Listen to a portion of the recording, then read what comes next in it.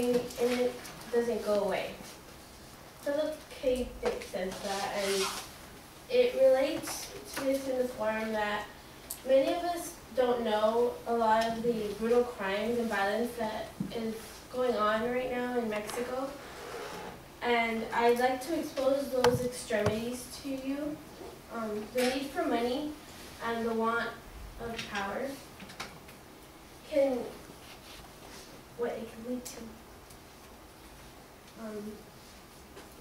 The lack of stability and government corruption has led to one death approximately every 30 minutes ever since December 11, 2006.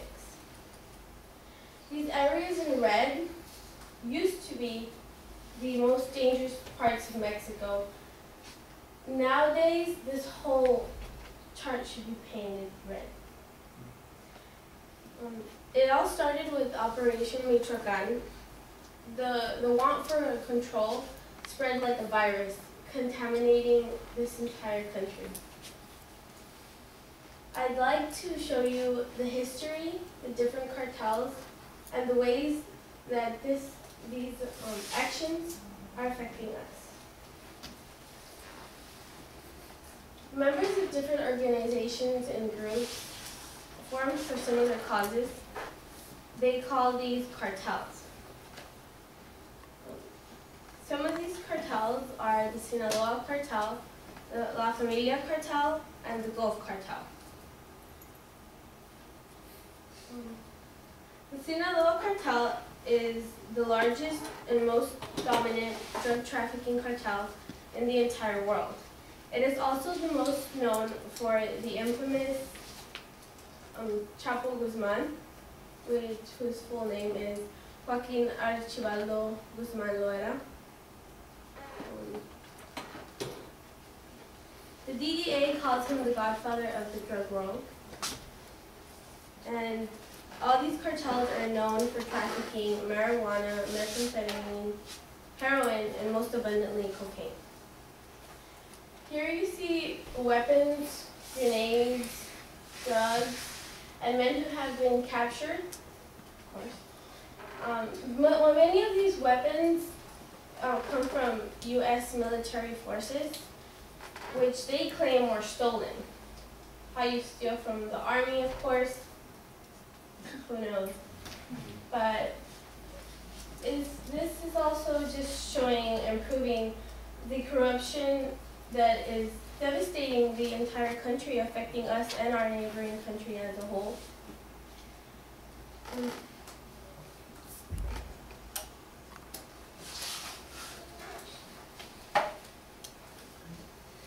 America happens to be Mexico's largest consumer, buying approximately $39 billion worth of drugs yearly.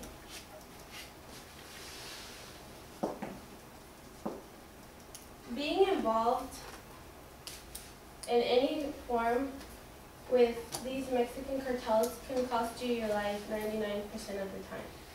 Journalists die left and right, and recently a girl on Twitter posted, made a remark, just a slight comment, about a killing group which is called the Zetas, and she was killed. She was sentenced to death by them.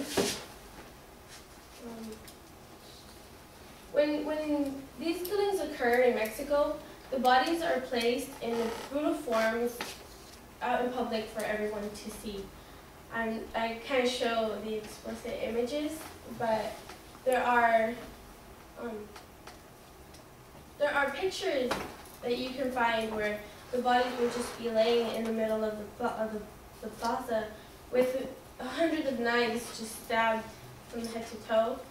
There are videos that go viral of beheadings with chainsaws and most of the time knives.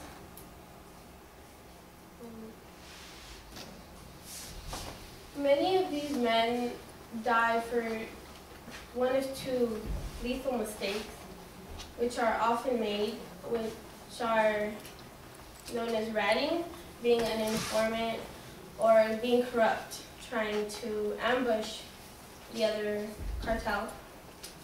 And they often end up being beheaded and tortured and videotaped. There was one video where a man claimed that he was being paid 300 pesos, which is $30, for information on the Chapo.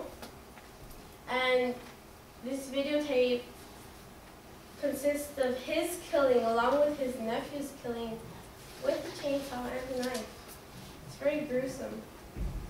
I wish I wouldn't have seen it.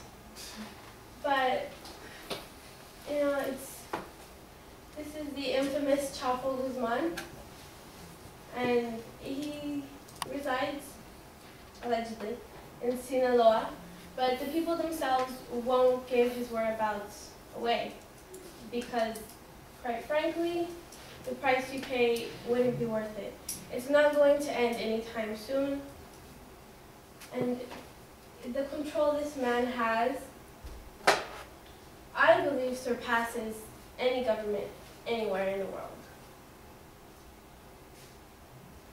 These are tons and tons of drugs that are captured and will most likely be going back into the trafficking organization because money can make or break anyone.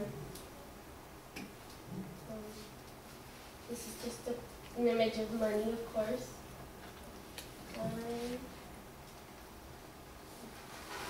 So the struggle for survival affects us all devastatingly, in which there is no escape.